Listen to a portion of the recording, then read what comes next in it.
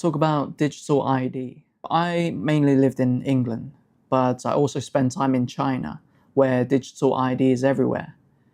And it's obvious to me that the English people, the British people, are being told a lie about what really digital ID is about. Right now, they're telling you it's to stop illegal migration, to stop illegals from working, and to be able to provide easier access to services.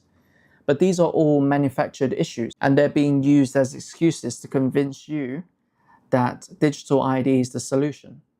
For too many years, it's been too easy for people to come here, slip into the shadow economy, and remain here illegally. We do need to know who is in our country. This government will make a new free of charge digital ID mandatory for the right to work.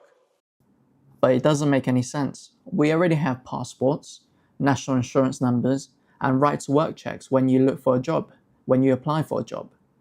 Illegal migrants can still find work because their employers are not asking for ID. They know it's illegal.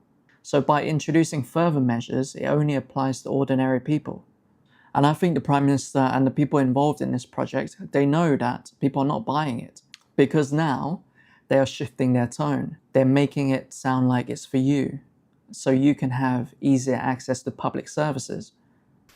Not least because it means that you can access your own money, make payments so much more easily than is available with others. So I think now we need to go out and make that case of the huge benefits that this will bring. There needs to be a national debate about it. And I think that the more people see the benefits that come with this, the more, as has happened in other countries, people say, that will make my life easier, and therefore I want to get on with it. In China, they don't try to sugarcoat it. Everyone knows it's about surveillance and control.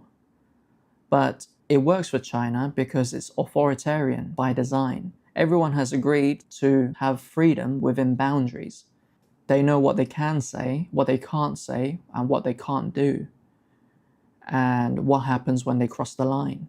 Because the law has consequences and people stay within it. It's strict, but it's predictable. Out of a possible 950 points. A score in the 700s is considered good. Around the 500 mark is not. For now, the number is a sort of bank credit rating, keeping track of everyone's spending habits. I think being ranked is a good thing. A society has to have rules. In theory, everything can be taken into account in the social score, even the most innocuous errands like supermarket shopping. When Xiao Wen-Wang makes an electronic payment, her purchases tell the state a lot about her. Buying cigarettes would count against her. On the other hand, nappies show she's an attentive mother. Beer could indicate alcoholism. She'd be better off buying water. But that's not going to work for the UK. The mindset, the people are very different. This is the birthplace of Magna Carta. We don't want big government. They're trying to sell you the idea of modernization and efficiency, but that's not the end goal. I think they're trying to create a centralized digital footprint for everybody, linking your money, your movement, and all your records.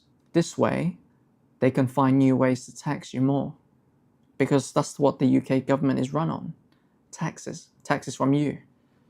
That's why I think in the UK, if everyone is subjected to a digital ID, it'll be worse than China. Because they're running out of options. We already have one of the highest tax rates in the world, 45%. And there's only so much more they can raise from that. Eventually, once digital ID kicks in, it will make it easier for them to be able to tax your assets, a wealth tax. And if more countries sign up to this, just leaving the UK wouldn't be enough because there'll be cooperation, there'll be cross-border taxes with digital ID making it easier. In China, digital ID connects everything from your travel cards to your banks to what food you order from delivery apps. If you break the law, break the rules, they can restrict access to your services and freeze your accounts because everything is made digitally. 99% of China doesn't use cash anymore. Everything is digital on your phone, mobile payments, and it's all linked to a digital ID. Once digital ID comes in and everything is digitalized and centralized, they'll know how much you have and how much they can take from you. This is very worrying for the UK because this is supposed to be a democracy. But over the past year, 12,000 people have been arrested for offensive comments, and that's before digital ID comes into place. Once it's introduced, every comment, every post will be linked back to your digital ID. So my thoughts are, it's not going to work for the UK, and it's not in the best interest of its people.